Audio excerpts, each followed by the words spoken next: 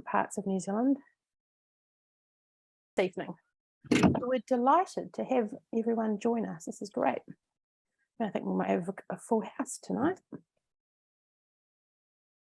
Hello to Judy's husband, welcome. Hi Carl, thanks for joining us this evening. Right, should we wait a few more minutes or would you like to kick off? How's everyone feeling? Let's kick off, Megs. Okay. Right, well, first of all, thank you so much for giving up your time today to join our Masters info session. We're absolutely delighted. So I thought if we start by perhaps opening our evening with a karakia. Is there anyone that would like to lead us tonight? Don't be shy. Anyone that would like to do our karakia for us? No? Fiona, how would you feel?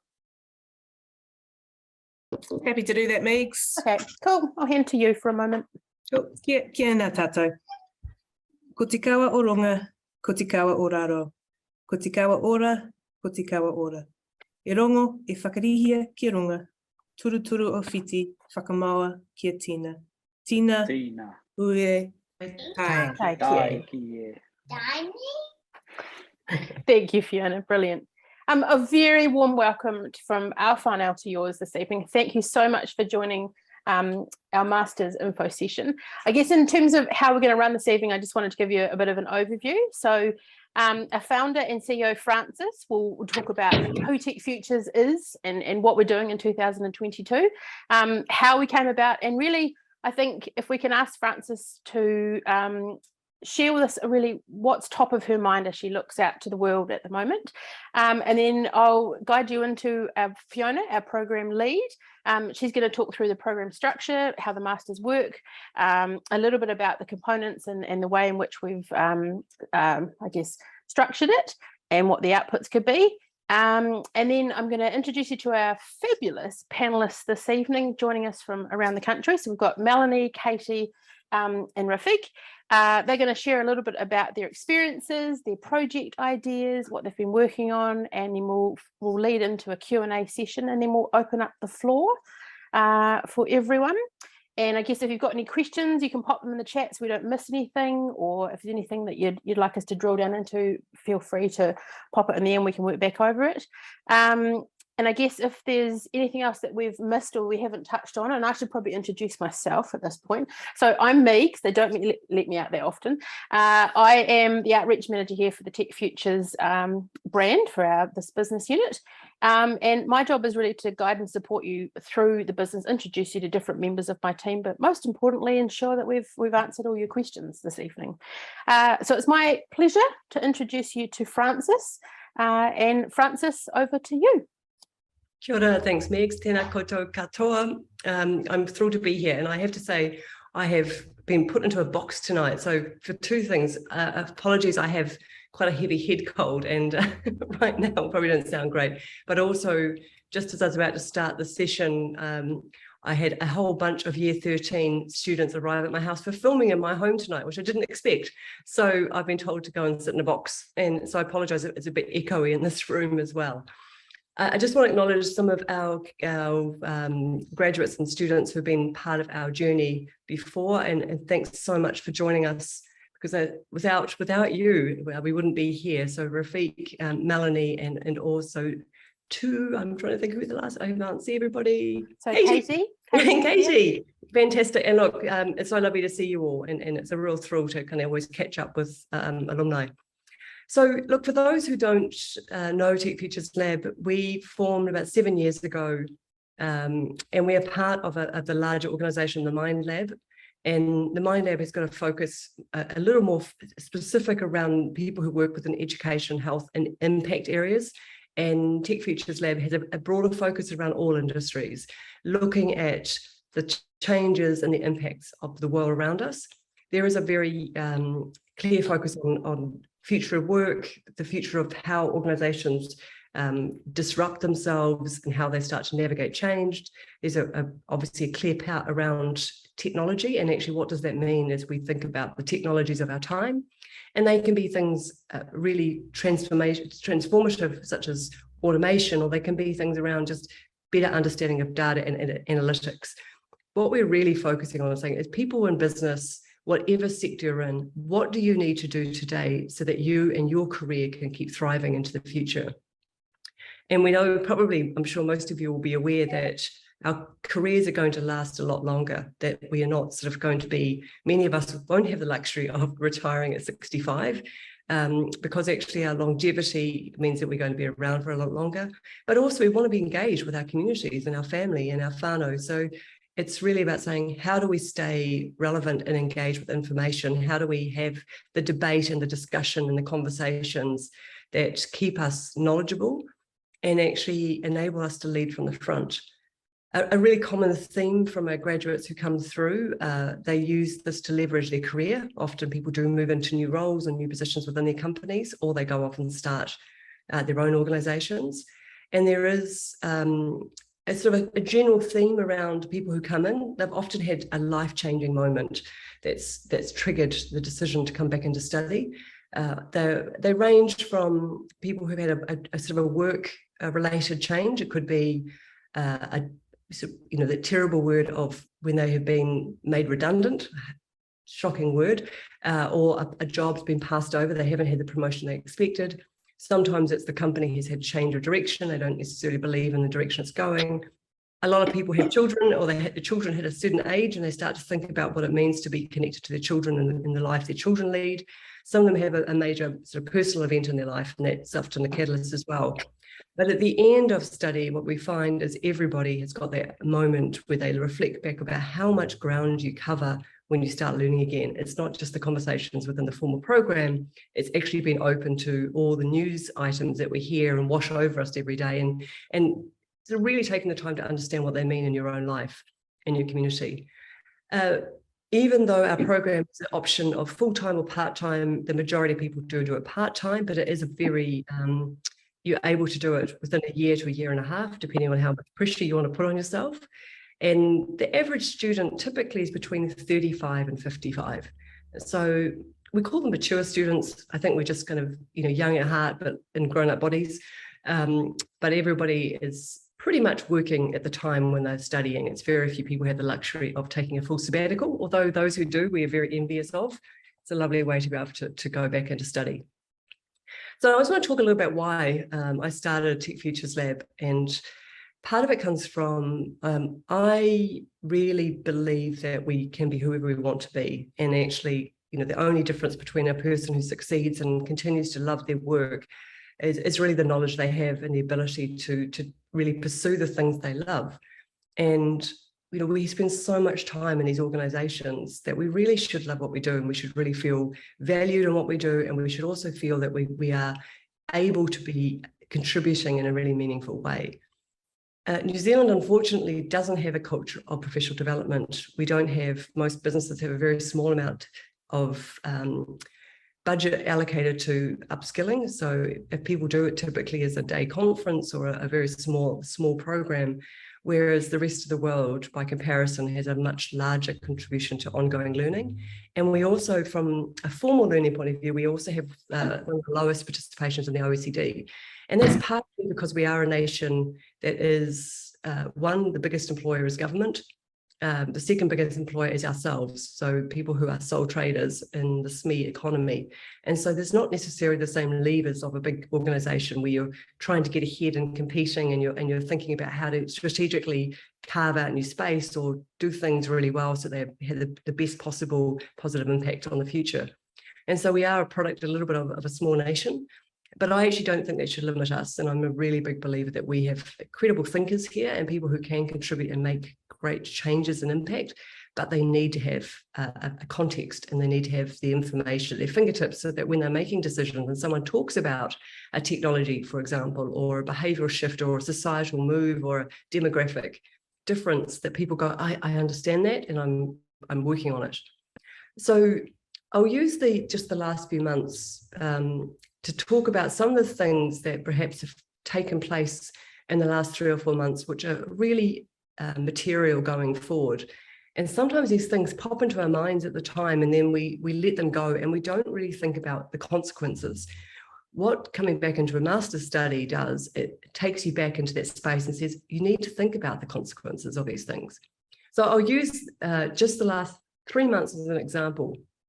So one of them, the really big one that you'll all know, is what happened really recently with Roe versus Wade. Now, while it was a US conversation and obviously a decision to make abortion illegal in so many places, and in fact to the point where now the ability for government to actually follow you on social media, to track what you search, to find out what people you're influenced by, to see whether or not that you could possibly be thinking of going down that pathway. Now, that lack of privacy, the big brother, the lack of decision-making, handing it off to the Supreme Court, like that has huge material influence on us here, and it's particularly on our daughters and our nieces and our parents and decisions that we have to think about. So we want to make sure if something like that comes up in the media and it's coming up as a major social change, is that what does that mean for us as a country, as a democracy? How do we think about it when we have the influences outside of our control in another country? And where does that directionally mean we're heading? If the US is sort of held up as the kind of the holy grail in many cases of the world, and we're starting to see some big shifts there. So how does that play out? And so, that would be the type of thing we would bring up and say, what does it mean? You could equally say Boris Johnson in the last couple of months has had the same impact for a very different reason. Someone who's stayed in the limelight for all the wrong reasons and eventually having really been overthrown to the point where he had to step out of his role. And so what does that mean for a political leader? And so you're seeing the shift to power being more diversified and actually distributed, and more people are starting to see that these individuals or the strength of like a Supreme Court are actually starting to be challenged significantly as a generation comes through and saying, this just does not fly.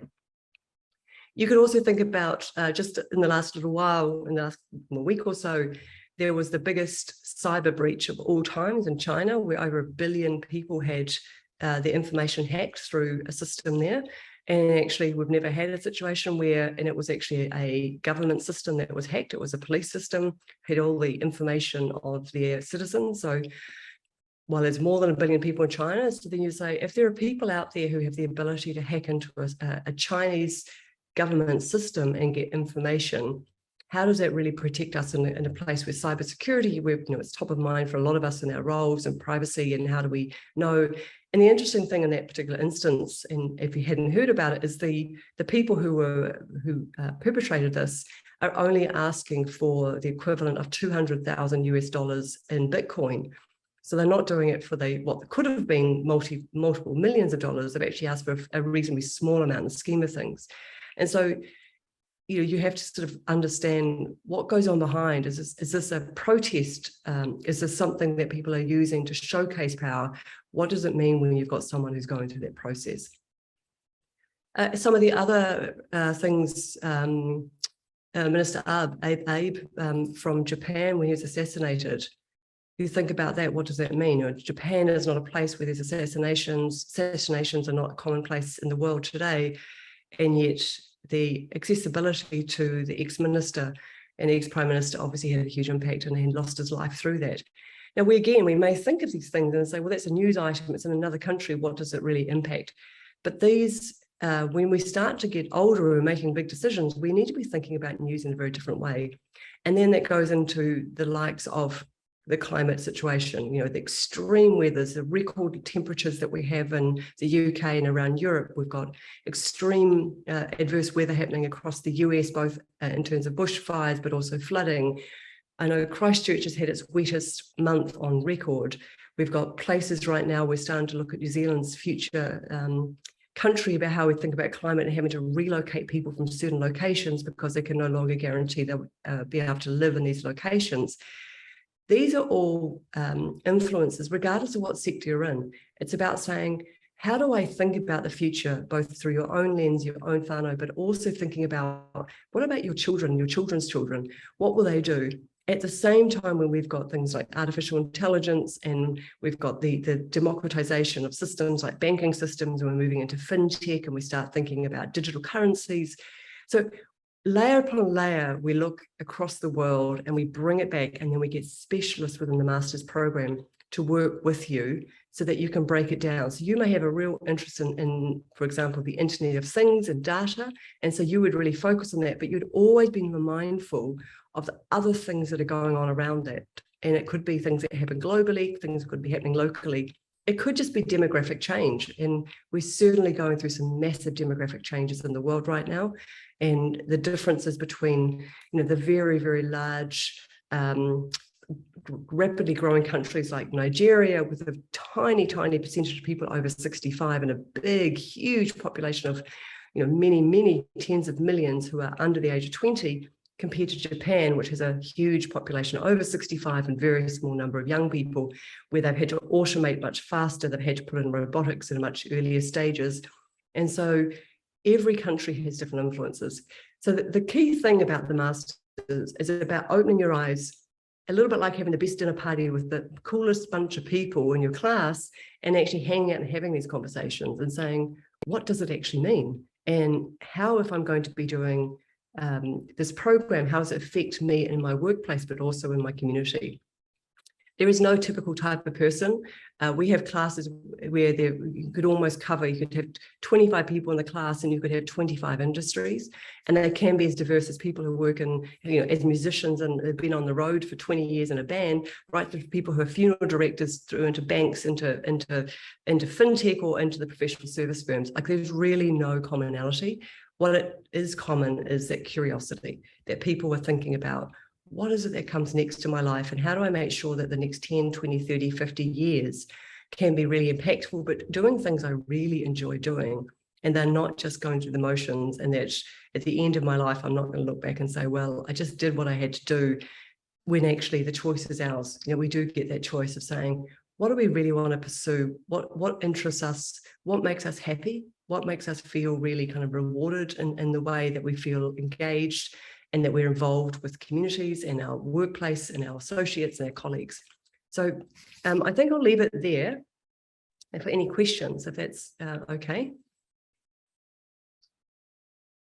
So please jump in if there's any questions that people would like to know, just from me specifically, before I pass back across to Megs.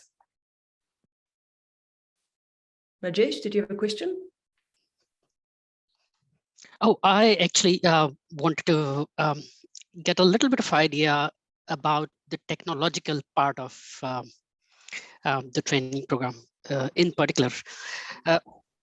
First of all, I have been looking at future tech for quite some time now. I used to go to the medical school to do my master's. I was a mature student for that as well. And walking past, I was always fascinated by it, and I always, kept it at the back of my mind. One day, I'm going to find time to go and walk in and perhaps do the program. But of course, life came in the way, and I didn't get a chance to do it earlier. Now I'm glad that I'm going to do it. I was wondering what prompted you to start this technological futures program in particular, and was there, the most obvious thing is there was a big gap, but within that gap also, did you notice that people were really keen on these latest technologies? Because it's a very intimidating, it can be very intimidating, especially for people who are, already experienced and have spent 2 or 3 decades in a particular career. Yeah, it's interesting because, so I am a technologist, so I did come at education from a technology point of view, but I realized very early on that technologies are old tools. And so someone who's really advanced in technologies, you'll often find they know one technology really well. They might know AR, VR, or there might be someone who knows cloud computing really well, or they know someone who does sort of IT infrastructure setups, or someone who works in banking and they know data. It's very, very rare to find someone who knows a lot about lots of technologies. Yeah. So what we really focused on the program is saying, why would you use a particular technology? There's no such thing as technology for technology's sake. It has to have a purpose. And so we don't really focus on the technologies until they become contextualized in what you're doing. So when you have somebody coming in and talking to you about artificial intelligence, for example, or machine learning, we have to find the context that relates to what you like and what you're interested in. Because if we just talk to you about what it is, you're going to get bored very quickly and go, well, this is not for me. But if we talk about it, because maybe in the field of medicine, for example, you might say, well, I really want to be able to do diagnostics. I want to be able to use information through machine learning to get better diagnostics for my patients. And then we can contextualize it that way. Somebody else might be in the building industry and saying, I would love to be able to use machine learning to be able to predict information so that when we're looking at sites and actually the suitability of a site for a multifaceted or multi-purpose building is actually, you're taking away some of the guesswork, and you're saying the machine algorithm will tell you if this is a good site and some of the pros and cons of it. So it's almost the mathematical side of it. And then, of course, you can have things, people who just want predictions because they're in retail and they want to know what are people going to buy next summer and what's the big hot items for sale, and so that we don't have to carry as much stock. So everything in technology for me has to be contextualized, because actually otherwise it's just tech. And it's a little bit like maths. Most people, when you talk to them, if very few love mathematics, most people don't like it, because when they went to school, they did maths and when they had to memorize different calculations and formulas, but they had no context. They didn't know what they would ever use it for. Yeah. And I think what we're trying to do is bring the context into technology. So whether you're talking about the IoT or we're discovering what cryptocurrencies look like and how they work and what you could use an NFT for, all of those things have to be put back into your life and saying, for what purpose would you use this for you? And then if it's not so interesting and it's not something you really relate to, then you don't need to focus on it. You move to the next thing. Yeah. It's really about building the tools that you need for what you are interested in. And of course, you'll widen those interests over time, because as you start to meet new people, you'll suddenly think about things you never thought about before. Most people come into the program with some idea directionally where they're going. Very few end up there.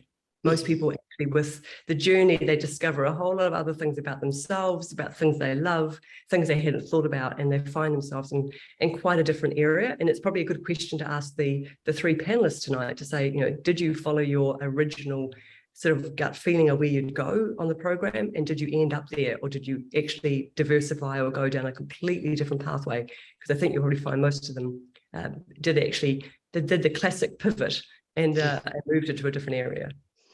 Thank you so much. You're welcome. Frances, we've got two more questions, one from Sarah and one from Travis. Fantastic. So, Sarah, would you like to go next?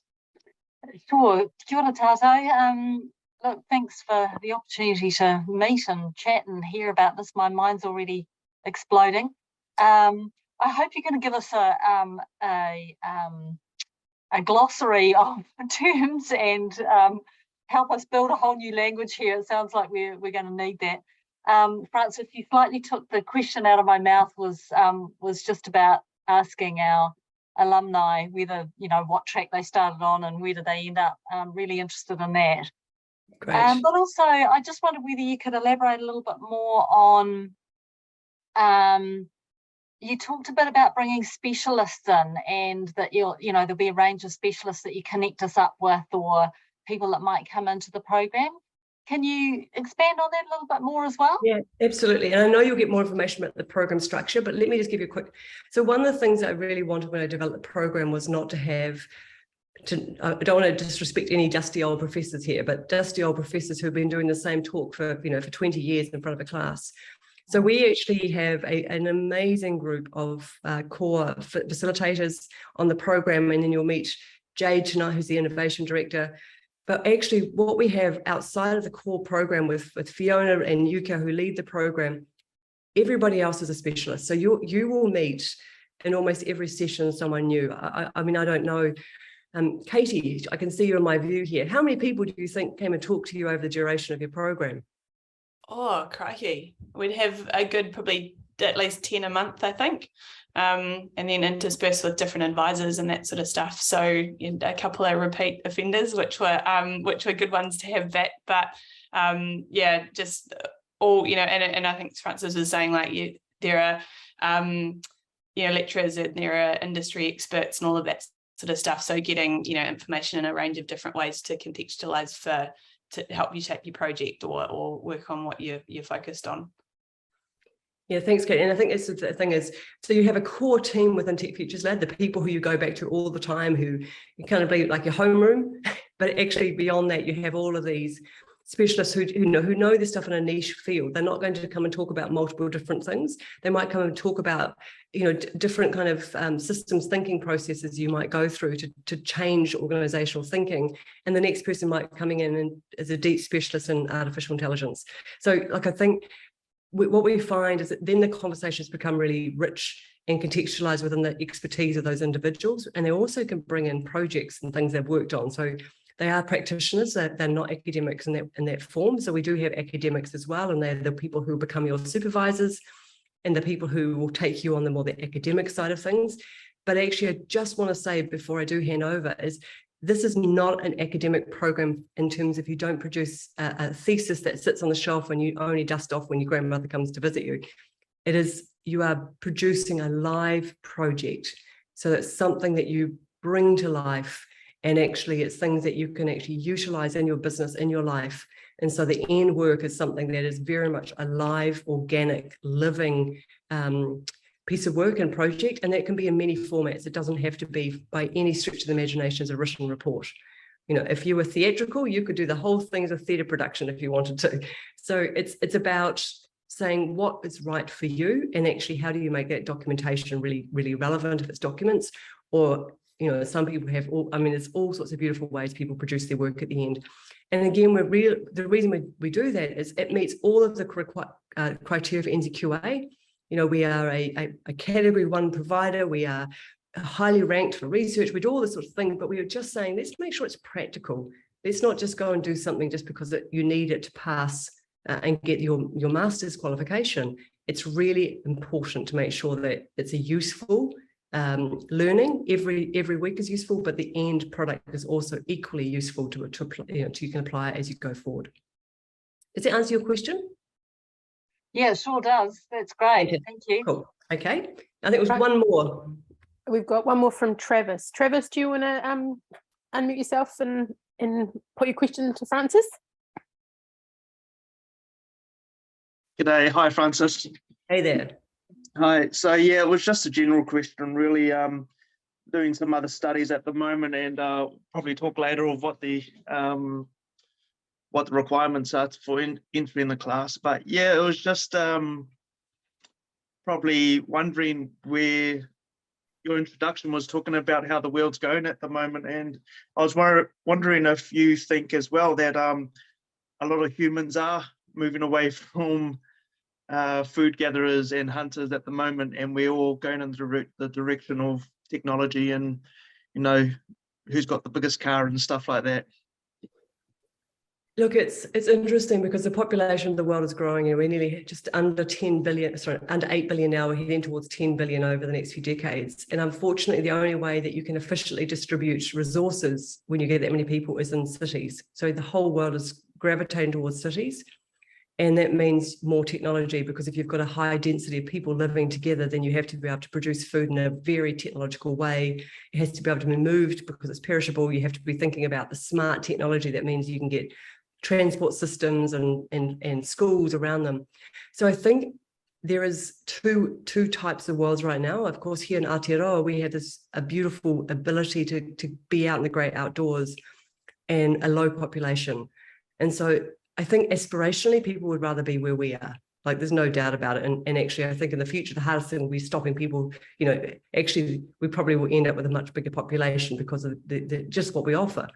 But for the vast majority of people, that's just not the realistic. The country they're born in, they have to go to where the work is. And so technology is playing a bigger part, and escapism is harder and harder. And that's just a fact of where we're having to think about how do we resource and even just produce the food for 10 billion people.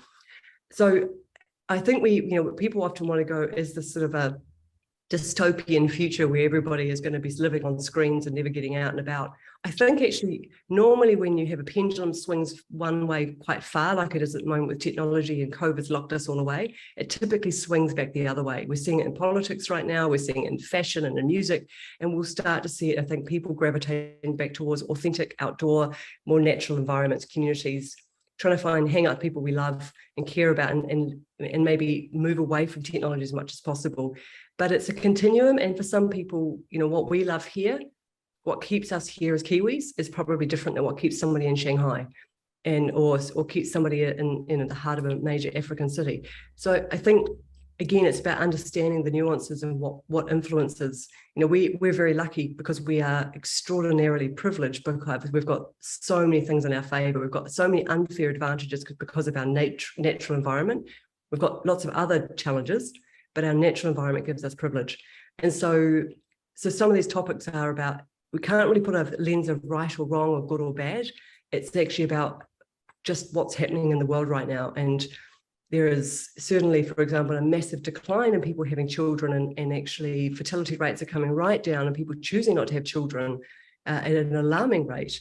At the same time, a lot of countries are becoming developed for the first time, and you can't blame someone in Vietnam saying, well, I want all the things that the West have had for decades. Now we're starting to get money and a sort of a burgeoning middle class. I want to be part of that. And I want a big 55-inch TV, and I want to have my own car and things. And so these are the types of topics in discussions we have. It's like, how do we not put on a filter of right or wrong or blame? Because in the end, you know, we're at the front of the kind of the journey because we're part of the Western developed world, and we're a small advanced economy that's ridiculously expensive to live in. And actually that gives us a very different outlook than, you know, many billions of people who don't even have any chance of ever having that type of life. So complex question, complicated answer, but good ones to have, because actually we inherited this earth and we're going to pass it on to a whole bunch more people. And so, you know, my general philosophy is, you know, we should leave it better than we found it, and that's quite a challenge in today's world. So, you know, how do we do that, and what's better? What is it better for, and who for? You know, is access to good education for everyone, is that the measure, or healthcare, or is it everybody gets to have their own house? You know, it's so many metrics. So I'm not sure I even answered that very well, Travis, but no, it's definitely, it was a factual, it is a good answer, and it just, you're right, it does depend on the background where you come from, and yeah, everyone's different. Yeah, that's great. Thank you very much. You're welcome. Look, I think I'll pass back over to Megs, just because I'm conscious of keeping people on over their dinner time and things. So I'll be on here though to happily answer any questions as we go through. Amazing. Thank you so much, Frances. I think everyone will agree. You can see from sort of lifting the hood into our world, there's some amazing conversations and discussions that happen. And some of our best conversations is when two people go and grab a coffee with each other and say, oh, that blew my mind. You know, I've never thought about it like that. Or the cohorts go out for dinner, maybe after their first get together at the lab. So I hope this evening we're able to show you that there's this amazing world within Tech Futures Lab, the people that you connect with, the program teams, everyone comes together to support you, but you also get to take it back into your world. So thank you very much, Frances, for sharing that insight with us this evening. I will pass you on to Fiona Pond, our program's lead next. Fiona, are you there, my lovely friend? I am. Kia ora Cool. koutou. Brad, is it possible just to pop the slides up for this next part? Look, Frances, thank you. You've done a wonderful job of explaining what the program does, and also a little bit of how we do it too. So I just want to talk a little bit about the program structure. I won't go into it too much. I think it's much more useful for you to hear the lived experience of our current master's students and alumni. So we'll move through to that. The key to how the program works is really that contextualization piece that Frances spoke to. It's about bringing everything that you bring into the mix. That concept of ako, what you bring has as much value as what we can share. So how do we put those two things together and create something really powerful? So how we do that, do you want me to have a go at sharing, Brad, or you? Yeah, I think if you can share yours, Fiona, that would be cool. We can do that. Just one moment. Thanks, guys. What can we see there? that's That looks good. You got the full screen? Or my screen? Which screen are you seeing there? Sorry. No, that was full screen. We can go back to that. That was the program structure? Yep, that was program structure. Geez. Yep. Great. So yes, program structure, immersion phase, and that's the part that Francis was talking about, is really we want you to come in with an open mind. Just open yourself up to all the different speakers that will come in and share their knowledge around technology, leadership, systems thinking, various frameworks that we can introduce you to. That will last for about 20 weeks. And the way we break that up is with these 3-day residency blocks. 2 of those will be on site, 3 will be online. Really important to try and get you onto the on-site ones. We find being able to get everyone together and build that sense of connection or whakawhanaungatanga up front is really useful to how you travel through the program. You'll find that your cohort is a hugely valuable resource. What you can learn from each other is a great value. We also have weekly hui. So in between those monthly residency blocks, we have cohort-specific Q&As where you can get together. And also we really enjoy, and we know that our students enjoy bringing students from across different generations. And I'll just a little explainer there. When we talk about gens, and we'll talk about Gen 16 or Gen 15 and Gen 13 shortly, what we're really talking about is that those are the, each of our master's cohort is called a generation. So we're currently up to generation 18 or Gen 18, the 18th cohort since the master's program began. So if I start talking about gens, that's what I'm talking about. The next cohort that will kick off in October, potentially your cohort, will be Gen 19. So when I talk about an all gen mahi tahi, that's when we get all current gens or all current cohorts together to share their experiences, to ask questions together and to bring together that cohort. Self-directed learning, there is a bit there, and that will depend on where you are on your journey and where your interests take you as to how many rabbit holes you go down, or how many tabs you end up open on your internet as you explore a particular topic or not. And then block sessions. When we move into project phase, so after the 20 weeks, you move into project phase with your project plan nicely ready to go. We'll bring you back together 1 day a month for 6 of those over that period. As you travel throughout, you'll have an industry advisor. This is someone that you get as partnered with early on in the journey, and they'll be your guide on the side. They'll help you navigate the process as you work through your master's journey. So look, just a little overview of the how the program shapes up. Happy to have this conversation in greater detail one-on-one at any point. And if you want to have any questions about that, we can do that towards the end. But that's essentially the process of how we work through the master's program. So yeah, I'm the program's lead for Tech Futures here, and I have the good fortune of leading this wonderful team. So Yuka Gray, our program manager, Sarah Morshama, our program coordinator, Jade Tang Taylor, our innovation director, who's on the call here, and also Craig Hilton, our lead advisor and National Academic Director. So a couple of hats to wear there. But most importantly, today we have with us to answer your questions, or to answer some questions that we've put to them, our wonderful students. So we have Melanie Berryman from Gen 13, so recently completed in April this year. And we have Rafiq Moses and Katie Lloyd from Gen 15, our 15th cohort, who are currently in the final phase of their master's journey, having started back in, I think it was about June 2021. So look, they're who you're here to hear from today. It's always better to hear the lived experience and us tell you how good the program is. So if we're ready, panel, thank you. It's great to have you here tonight sharing your experience. And as a way of introduction, and perhaps if we start with you, Rafiq, we haven't heard from you yet. If you could tell us a little bit about yourself and what you were doing and where you're at in life when you first enrolled for the master's program. Cool, kia ora everybody. Hopefully you can hear me all right. My name's Rafiq. When I first applied for the MTF program, I was working full-time as a uniform member of the New Zealand Defence Force. I'd got to a point in my life where I thought, ooh, time in uniform, keeping up with all the fitness routines and traveling overseas on ships was starting to get in my way a little bit. So I thought, hey, look, what could I do to upskill myself? So yes, I was in that institutionalized sort of way of thinking, as Francis said earlier as well, that sort of status quo wasn't really happy. I was happy, but I really wanted to find out what the world was outside my little bubble. So yeah, those elements sort of came together. I did my research and looked at a lot of different programs and rested on the MTF program. Hopefully that answers the question, Fiona. Nice, thanks, Rafiq. And kia ora, Melanie. Perhaps you could tell us about your start to your journey. Yeah, kia ora, koutou katoa, ko Melanie tōku ingoa. Ko Ngāti Whakaue, Ngāti Awa, Ngāti Kia, Ngāti Tōra, Oku iwi. So I whakapapa to iwi in Rotorua and Whakatane. As you saw before, I'm at Air New Zealand as an Agile coach. When I started my journey, I was at Air New Zealand in a completely different role. I had 2 role changes while I was working through my master's, which not ideal, but that's life. So I started in the loyalty team as an applications manager there, so ownership of our loyalty and communication systems.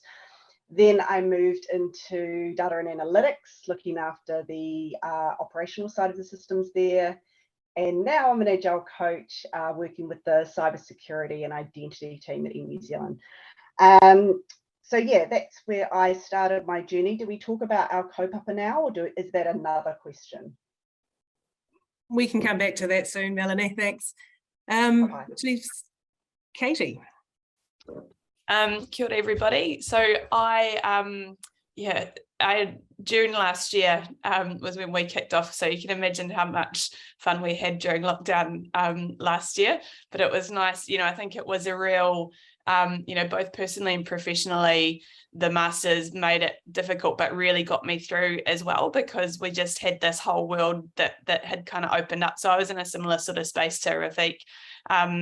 And I'd been in my role for a while. I was in HR at the time. I'd had a bit of a zigzag background, been in operations management, jumped into HR. Generally, my approach is just keep doing what you enjoy and you're passionate about, and something will present itself. And I'd been to a lot of a few meetups at Tech Futures Lab before, and just thought it was just always really mind-blowing. Francis would present a number of provocations at some of the sessions and just really sort of make you think. And so from a work perspective, I was I was doing well work-wise, but I wasn't doing it, spending a lot of time on me and my career. And so I had a real sort of pause for thought day where I was like, okay, what do I really want? And I've got a couple of kids. They were, I think, 5 and 8 at the time. So I'd always been like, oh, is it the right time? Is it the right time? But like with everything, there's never a right time. So I had a number of chats with Maheshi, who was Fiona's predecessor, just to understand a bit more about the program. And in the end, I was like, I've just got to do it because I know it's the right thing for me. Have never looked back. Nice, thanks, Katie. Yeah, waiting for the right time can be a bit of a trap. So it's great to see you all here. This is your time. So look, there's obviously many postgraduate options out there. What made you decide to choose, and let's start with you, Melanie. What made you choose the Master of Technological Futures degree? And if you were comparing this program to those from other more traditional universities or institutions, why choose this one? Yeah, so for me, the first time I heard about the Masters of Technological Futures was I was at a conference where Maru Neho was speaking. So she's huge in the game development realm. I'm a bit of a gamer as well. So when I saw her speak at that and with such passion about her journey through the Masters, it really piqued my interest. And also I kind of thought MBAs were the only kind of Masters that existed. So it was super exciting to hear that it was actually more technology focused. And then the other key factor for me was the practical application. So just going back to, again, what we've heard previously around you're actually solving real world problems. And for me, that's the benefit. So it's less, well, it is, you've got that taster of the theory side of it, but it's really about your application in the real world. And that's what really appealed to me. Thanks, Melanie. Rafiq, anything to add to why choose this over other potential qualifications?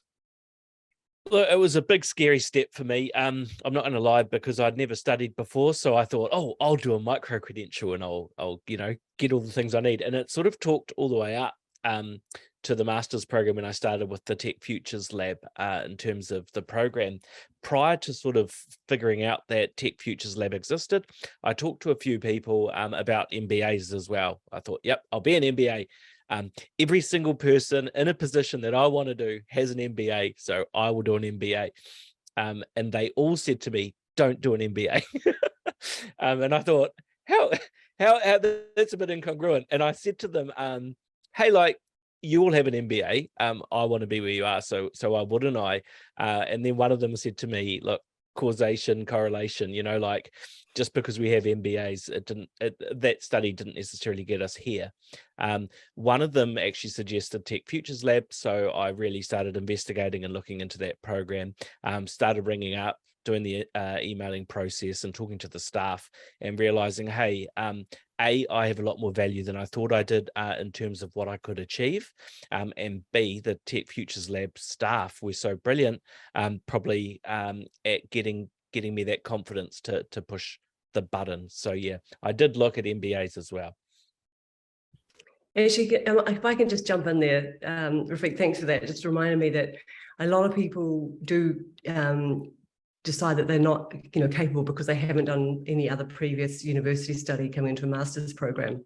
So something that's not widely known about me, and most people know me from education over the last 25 years, is I left high school at 17 and went straight to London. I didn't get to university until I was 40. And at 40, I went straight into a master's program at the University of Melbourne, a very highly ranked university. And no New Zealand university would accept my prior experience to get into a university program. So I went to Australia. So it's a true story.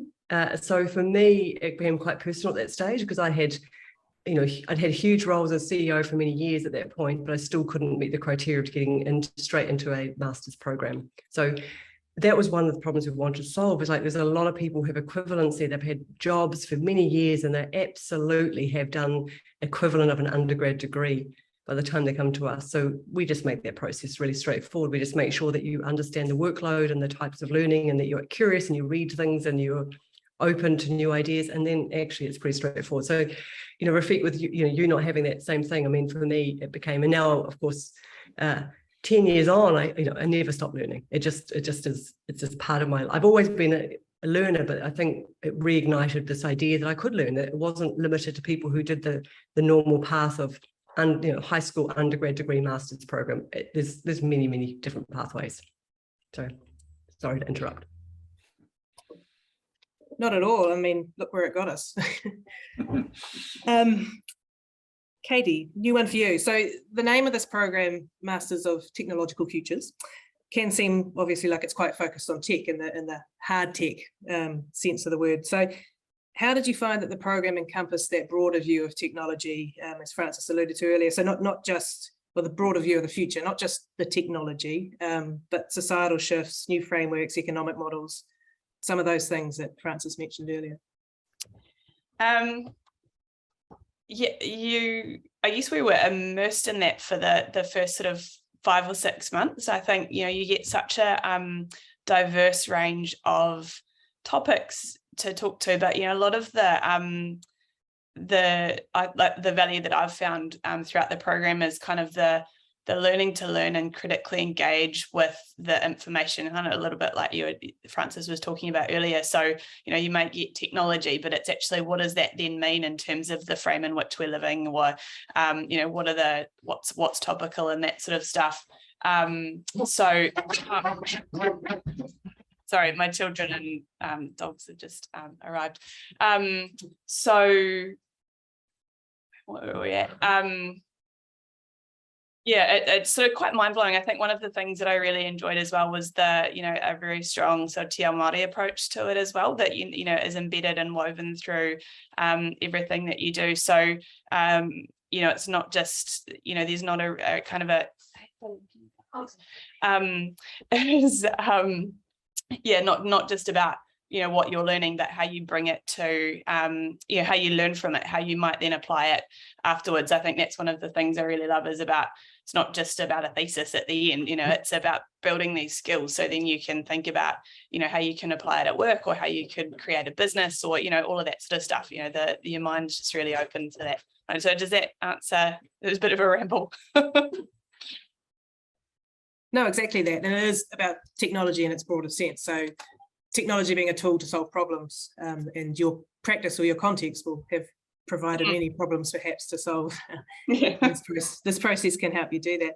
Melanie, any thoughts to add to that broader sense of technology and what that encompasses? No, I think the only thing I would add is just that I really enjoyed the breadth of topics that we covered. So I've been in software development for 20 years, more in the project management space. So I'm a bit of a generalist, but you do tend to stick into certain areas. So for me, it was just that real breadth of knowledge. So then you could kind of pull down what was relevant to you in terms of the problem you were solving, and then just apply that sort of technology directly to it. Nice. And sometimes we get students who think that they're not techie enough, that perhaps that creates a barrier for them engaging with the program. But I think what I'm hearing from you is that it's about bringing your own context. We can help you with the tools to bring that techiness, but it's really about bringing your context. Rafiq, so a question we often get from potential students, and I think Francis mentioned it earlier, that word pivot plays a part of this, is that they don't know what they want their project to be when they enter into the program. So did you come to the Masters with a specific area of exploration in mind for your research project? Yeah, I did. Well, yes. So I had a very strong background in supply chain logistics. As I said, I was in the Navy for 20 years, coming up 21. And I thought, hey, look, I can solve the world's supply chain problems, which at the moment that's in every news article I hear, with some sort of technology. So I really had a bit of a left and right of arc in my mind that I would work on a problem that was sort of in that area. Did the immersion phase, sort of ticked along, and then realized, hey, there's other stuff that I'm actually would get me out of bed in the morning and keep me really interested as well. So I did have an idea of what I wanted to do. It all changed about 58,000 times in the first 6 months. Although I did stay true to my original thought and am still relatively true to it. However, I want to do a little bit more of a harder pivot as we sort of go along. And I also mentioned, I changed jobs and roles as part of the program. I thought, hey, look, I need to look at what I'm doing and what actually makes me happy. And I changed my job, which also helped with the pivot as well, because now I'm sort of more interested in learning about things that'll help me in the continual improvement and innovation manager role that I've just taken on board. Nice, thanks, Rafiq. How about you, Melanie? Did you end up where you thought you would, and where did you end up? So no, not quite. So I think when I came into it, I was quite clear about the problem space. So I'm a second language learner, Te Reo Māori. My dad was fluent, but I did not have the reo. So that's an ongoing reclamation journey for me. So I always knew that there was something in that. I consciously chose that as my problem to solve, if you like, because I knew that was the key to staying motivated. So again, Rafiq, something that you can be passionate about. I was like, that is the thing. I know I'm going to keep focused with solving that problem in mind.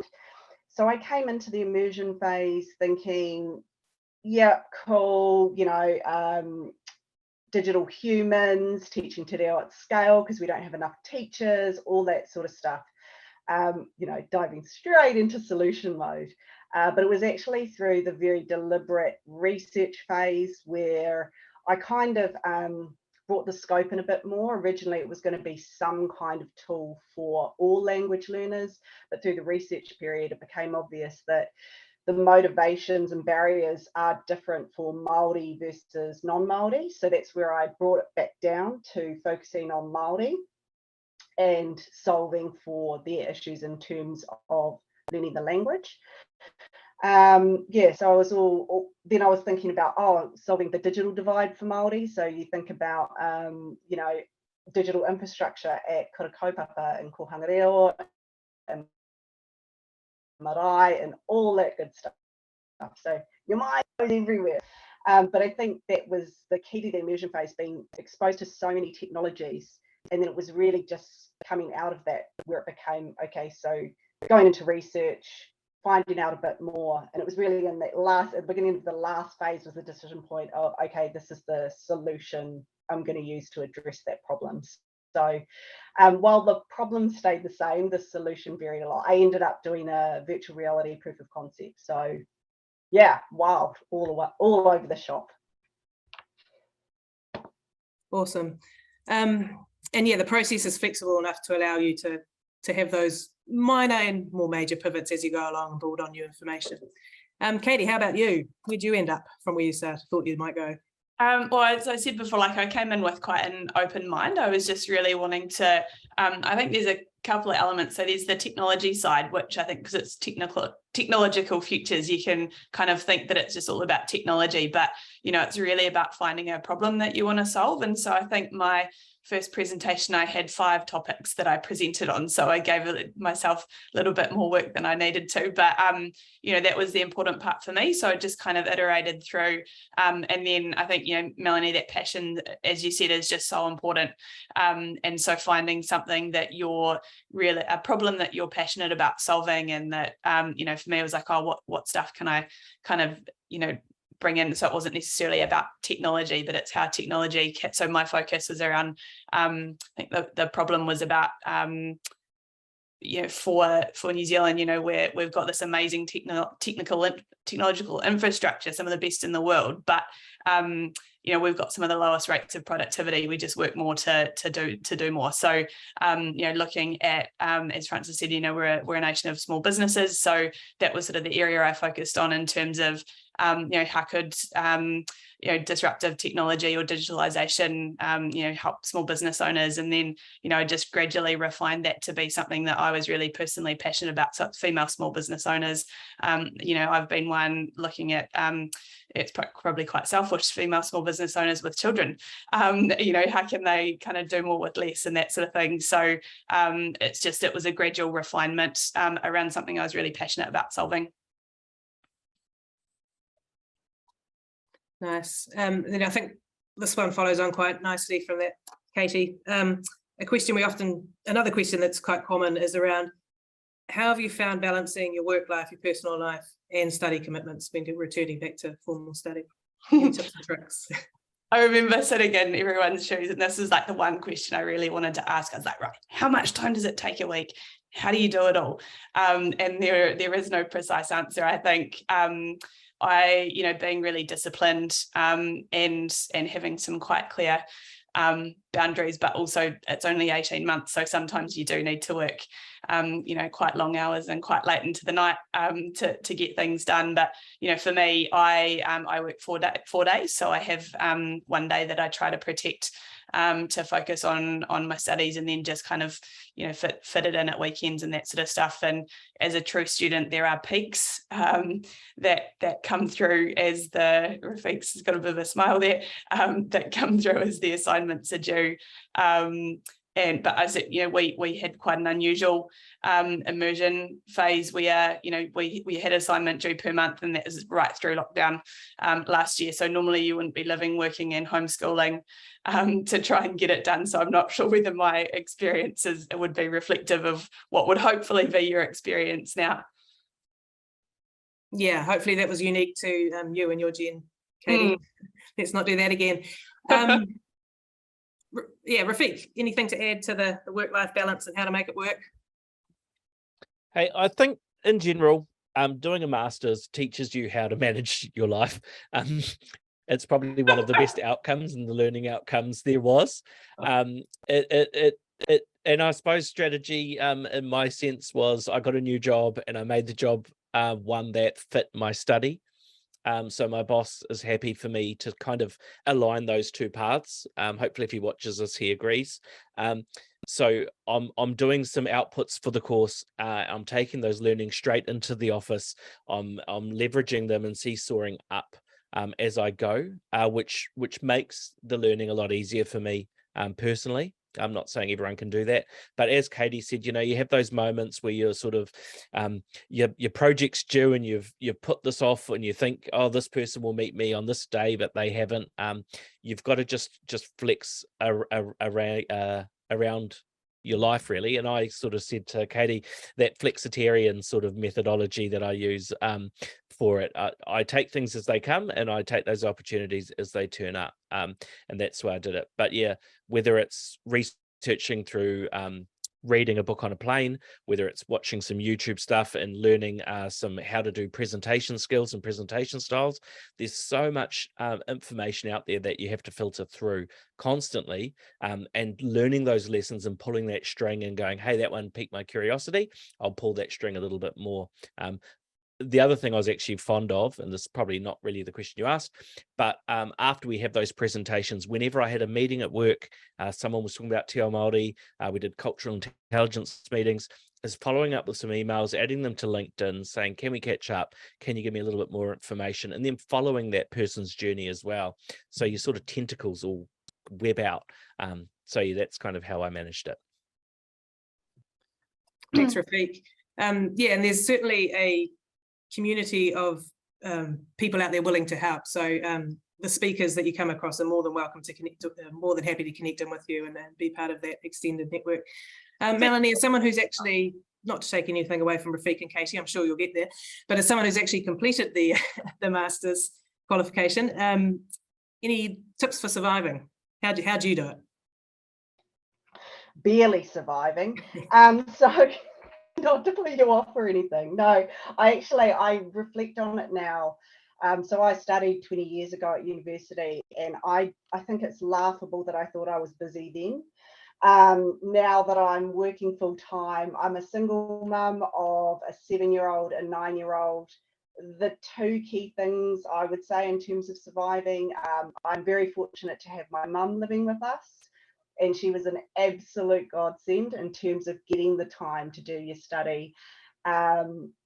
So it's all about support networks. I was very explicit with her in terms of, you know, I'm working on a massive research piece, or, you know, can you take the kids out, or, you know, just really like, I just need some quiet time. So being really explicit through all of that. I think as well, my advisor was a godsend.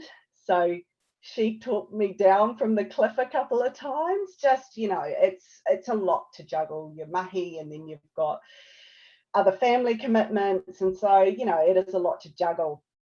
But I found, you know, keeping up with our fortnightly check-ins, that was incredibly important for me, even if we weren't talking about the work itself, but just talking about how everything else in life was going. You know, things like accepting that maybe I do need a bit of an extension there, because, you know, I had a massive incident at work. So an entire weekend was wiped out, and I just didn't want to ask for the extension. She's like, Melanie, put it into perspective, you know, and that really helped, just that kind of advice and support throughout the whole process. Wonderful. So move your mother in, make sure you've got a good advisor, yeah. And ask for help, right? Cool. Yeah. And yeah, look, do ask for help.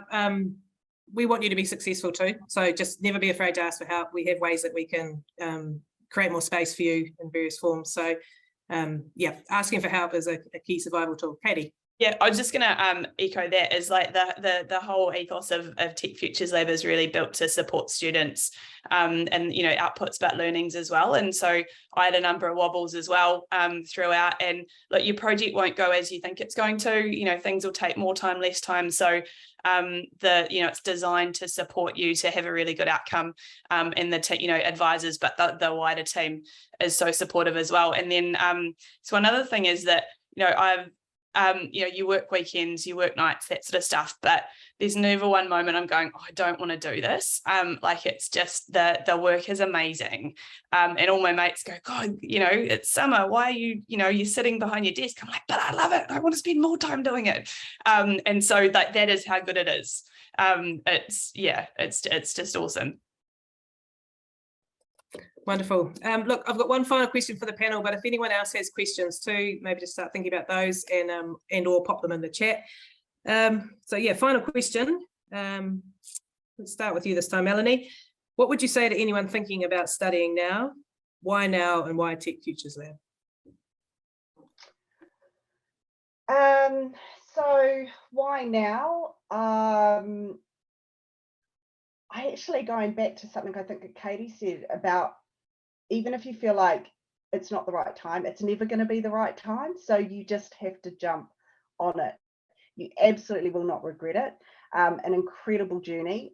Just thinking about how tight our cohort became as well, and how supported you are through it. It was just incredible. I remember one of the things we did was, one of the earliest people we had come and talk was Felix about blockchain. I've been to so many kind of presentations and never got it, but it was the way that it's facilitated and explained.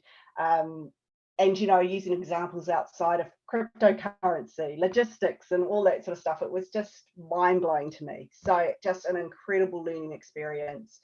Jump on the waka. Rafiq, why now? Why Tech Futures?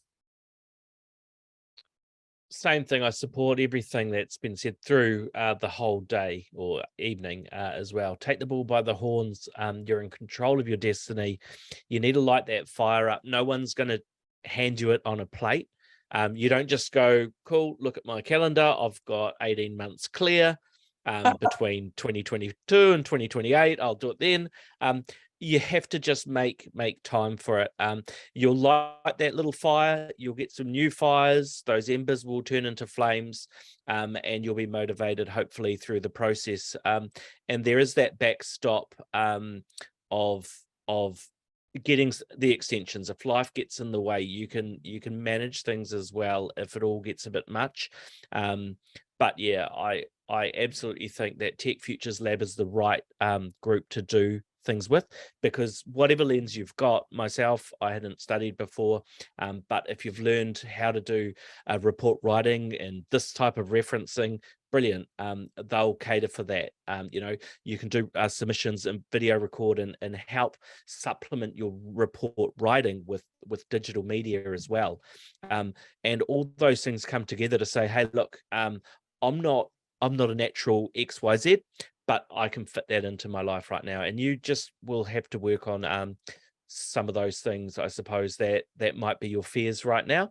That could be confronting as well, but it's really part of the journey. And man, you are so well supported. I really like it. And the same with students. I mean, I've talked to students on Mahi Tahi from different cohorts, and they inspire me to do more as well and to think about things differently. You can put your ideas forward to different people and get a really supportive answer. The biggest probably culture problem that I had at my last workplace when I was in uniform was those people that like to poo-poo every idea that comes up and just complain, and there's no constructive feedback about anything. So that's been really enlightening for me. Love it. And Katie, any final words of wisdom? I think Melanie and Rafiq have done a good job of saying it, but I think do your future self a favor and start today. So it's too easy to put stuff off. So that Felix that Melanie was talking about also did, one of the first sessions for us was around our ikigai, which if anyone hasn't heard of that, Google it or put it in the chat. But it's sort of this Japanese sense of life and purpose. And so there's like four circles that that sort of come together. So do what you love, do what you're good at, do what the world needs, and then do what you can make money from. So that's a way to sort of think about, in this you're good at a lot more than you think. So you can it's an 18-month opportunity to soak in stuff for yourself, share your learning with others, but I think a big part is finding a tribe, and you've got a tribe for life with Tech Futures Lab. It's not just about, we only had 8 people in our cohort, was quite small, but at Mahi Tahi you make connections that, Judy does an amazing community management job. And so you connect with, previous students, past students, the staff, like it's, it just, you've got someone for everything. I think there's a saying that, you're the average of the 5 people you spend the most time with, and holy moly, you'll get some people to spend time with. So it's pretty awesome.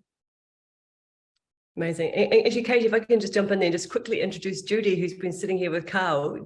Judy, do a little wave and say hi. You can say hello.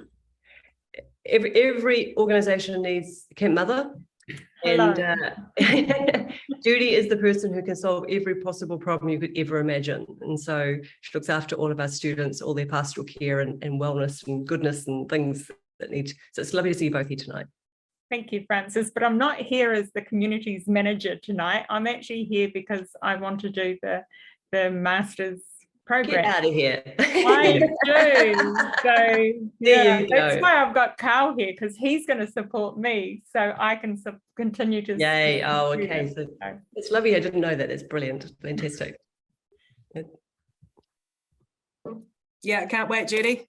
Look, thank you, panelists. Wonderful insights that only you can give, having been there, done that. So really appreciate you joining us tonight. Are there any questions from our potential Tech Future Masters?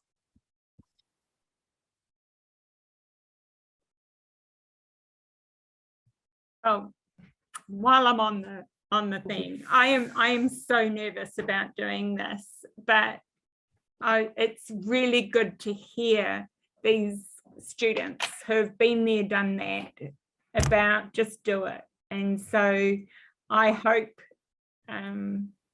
that my cohort that I will be joining with will be as supportive as what you guys had, but because I already know the staff are. So yeah. Amazing. Thank you.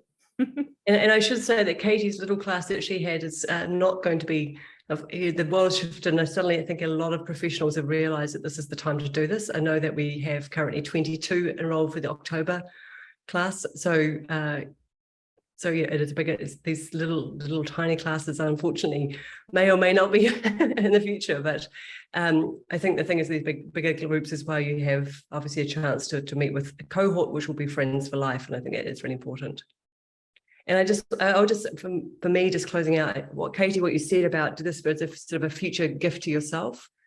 I truly believe that. I think a lot of people self-limit as they get older. They think, oh, well, you know, I've done it, I've been there. I don't think I've met a person who's in a decision-making role who's not lonely. You know, too many decisions are made in isolation from people because you've got to be the decision maker. To be amongst people who are also on a journey, who are professionals making decisions all the time and trying to get their head around things is incredibly empowering. And actually, it's just one of those things that we make so many decisions in isolation because we don't have the people around us who can help us make them. In a place like this, you can actually talk those through with your colleagues and your cohort, and actually they've got good perspective. And I think it helps a lot when you're going through big changes. So, and in fact, so much so, and this is not at all meant to be a plug, but I wrote a book last year during COVID called Future You, and it's exactly about that, which is, you know, who is your future you, and you know, make sure you get there. So I totally believe in it. Back to you, Fiona. Nice product placement there, Melanie. I don't know if you saw that, Frances. She oh no, I missed it. Go again, Melanie. Oh, I'm going to say I've read Frances' book and it's incredible. So it not only challenges you to think ahead and where you want to see yourself, but it's got some amazing inspirational passages in there. So if you do see a copy in a bookshop, please go and get it and support Frances. But it is just a wonderful book that opens your eyes to a different way of thinking. Thank you, Megs. Great. Look, I do see a question in there. Megs, you're probably better placed to answer this than me at this point. Are there any scholarships available for next year coming from? The $1 million question. Yes, so we're working on some additional funding. So at the moment we will have some more information in the next few weeks, but usually our funding pots usually open as we come back to work early January, and then we kick off on our first cohorts, usually the first weekend after Waitangi weekend. So definitely, thank you for that question. Please connect with me because I'll have the most current and up-to-date information, and then we can just work through that with you. So yeah. And I can add as the boss. So we have a history. So we always have Māori, Pacific, and over 60 scholarships. More recently, we opened a funding round that had over 50s and regional scholarships available as well. One of the commitments that I have for education is the cohort of students should be representative of the communities we live. So we have a very mixed community that we live in. They should be of different age groups, ethnicities. So there will always be scholarships. It's just that sometimes you may have to wait for the next round of scholarships to fit your particular circumstance. There's also an impact scholarship, which is a scholarship for people who work in impact industries. Now, some people, of course, won't be eligible for scholarships, and we hope that's because you work in big business and you can afford to help subsidise those perhaps who are in these other industries. So it's a bit of a mix, but we are very generous. We have paid out over $13 million worth of scholarships in the last 8 years. So it's been significant. Thanks, Frances. It's really just making sure that you're in touch with me, and as soon as those scholarships, we put them up on our website and we open everything up again, it's me jumping on the phone to you saying, right, we've got your application in, we've got your scholarship sitting next to it, are you ready to go? And that's it. Easy. Okay, so any other questions from anyone else? Oh, Judy, so there are other organisations that offer scholarships. There's a lot of community programs out there. There's a lot of incubators. Judy's probably the best one across our business that can plug you into those different channels. There's a lot around New Zealand, and we've got a wide and varied list that we can help and support and guide you through that. So just reach out to us. Any other questions? Anything we haven't covered that anyone would like to know?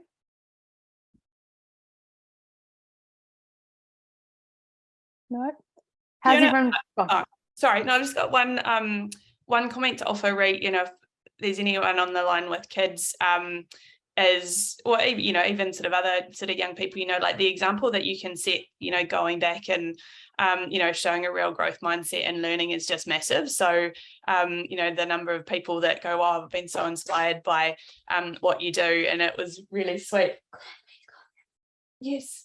It's on cue, my son's just come in, but actually he wrote a Mother's Day poem that he shared at school that sort of had, they had to write poems about us, and it was like, oh, my mum really loves learning, and it's really cool that she enjoys what she, like that's, hey, I don't want to see you note.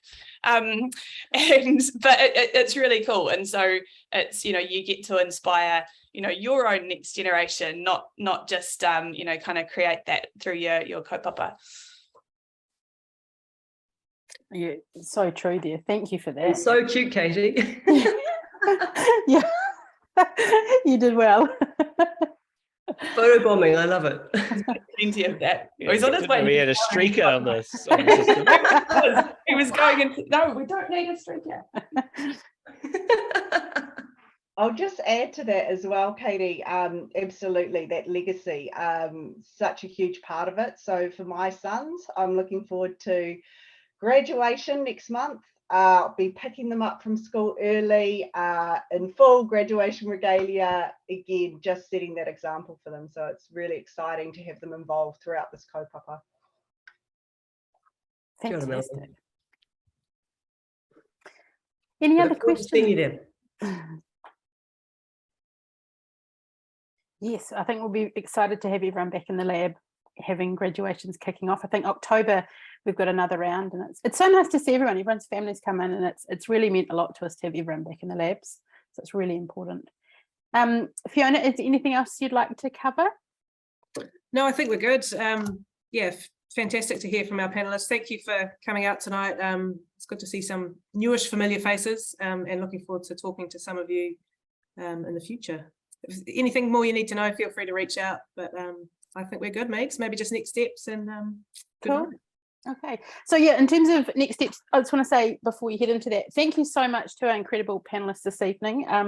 It's so inspiring. It makes, when we hear your journey and what motivates you to get out of bed each day in those moments, and as Frances tapped on as well, a future gift to yourself.